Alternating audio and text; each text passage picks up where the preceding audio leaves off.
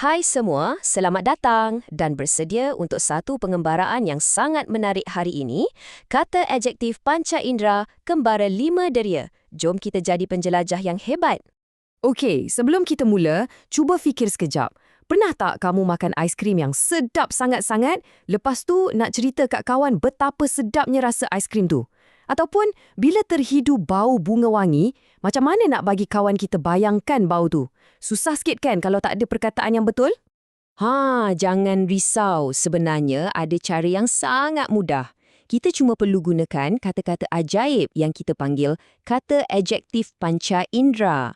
Senang cerita, inilah perkataan-perkataan yang tolong kita ceritakan apa yang kita nampak, dengar, hidu, rasa dan sentuh. Macam melukis gambar tapi guna perkataan. Jadi, hari ini kita semua akan jadi pengembara.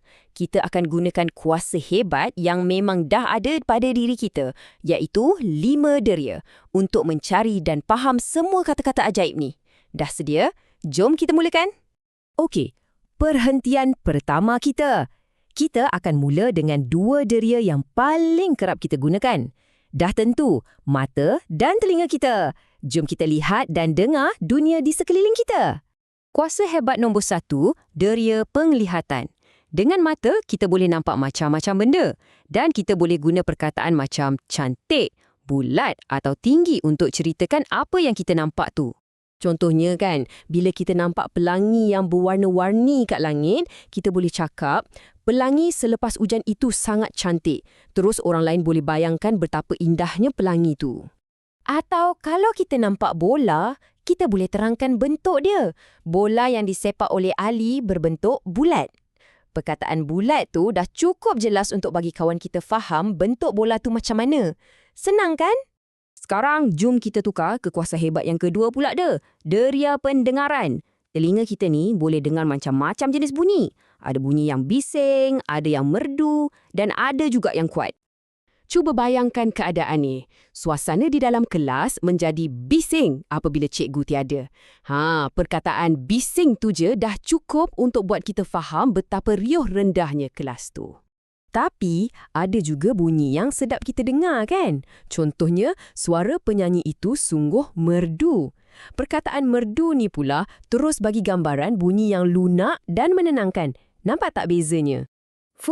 Hebat. Bahagian pertama dah selesai. Sekarang, kembara kita teruskan lagi. Kali ni, kita akan masuk ke dunia bau dan rasa. Sediakan hidung dan lidah kamu semua. Jom kita guna hidung kita pula. Bau ni ada kat mana-mana je. Ada yang wangi macam bunga, ada yang busuk macam sampah, dan ada yang harum semerbak macam masakan ibu kita. Kalau kita jalan-jalan kat taman, kita boleh kata bunga mawar di taman itu berbau wangi. Perkataan wangi itu, terus buat kita rasa macam kita betul-betul ada kat situ tengah hidu bunga tu. Sebaliknya pula, untuk bau yang tak menyenangkan, kita pun ada perkataan yang sesuai. Kita mesti membuang sampah supaya tidak berbau busuk.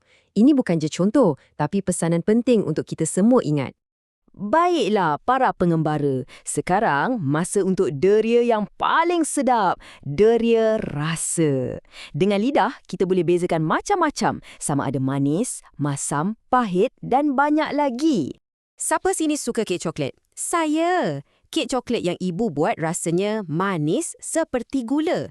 Bila kita bandingkan dengan gula, kawan kita akan lagi senang nak faham betapa manisnya kek tu. Yang ini mesti kita boleh bayangkan terus. Muka adik berkerut kerana termakan limau yang masam. Kita tak payah tengok pun dah boleh agak muka adik tu macam mana, kan? Semuanya disebabkan perkataan masam tu. Kita dah hampir sampai ke penghujung kembara kita. Destinasi terakhir kita, deria sentuhan. Jom kita bongkar rahsia apa yang ada di hujung jari kita. Melalui kulit kita, terutamanya kat jari jemari ni, kita boleh rasa macam-macam permukaan. Ada yang terasa kasar, ada yang sangat lembut dan ada juga yang licin. Contoh paling best untuk permukaan kasar, mestilah raja buah kita. Permukaan buah durian itu kasar dan tajam. Kita tak perlu sentuh pun dah boleh bayangkan macam mana rasa tekstur dia kan? Dan untuk sesuatu yang selesa bila disentuh, kucing peliharaan saya mempunyai bulu yang sangat lembut. Perkataan lembut tu terus bagi kita rasa yang selesa dan gebu. Bestnya. Tahniah semua pengembara hebat. Kamu memang power sebab dah berjaya kumpulkan kata-kata ajaib dari kelima-lima deria. Sekarang dah tiba masanya untuk cabaran terakhir. Jom kita jadi pakar deria. Okey, tengok sini. Kita ada satu permainan padanan. Sebelah kiri tu ialah ikon untuk setiap deria. Sebelah kanan pula, kata-kata adjektif yang kita dah belajar tadi. Apa kata kamu jeda sekejap dan cuba padankan kata adjektif yang betul dengan derianya, boleh? Saya yakin kamu mesti boleh buat. Syabas semua pakar deria. Kembara kita hari ini dah sampai ke penghujungnya. Tapi pengembaraan ilmu kamu baru saja bermula. Jadi, sebagai tugasan terakhir, cuba pandang sekeliling kamu sekarang. Cari satu benda. Dan apakah satu kata adjektif panca indera yang boleh kamu gunakan untuk terangkan benda tu? Fikirkan dan gunakannya. Jumpa lagi!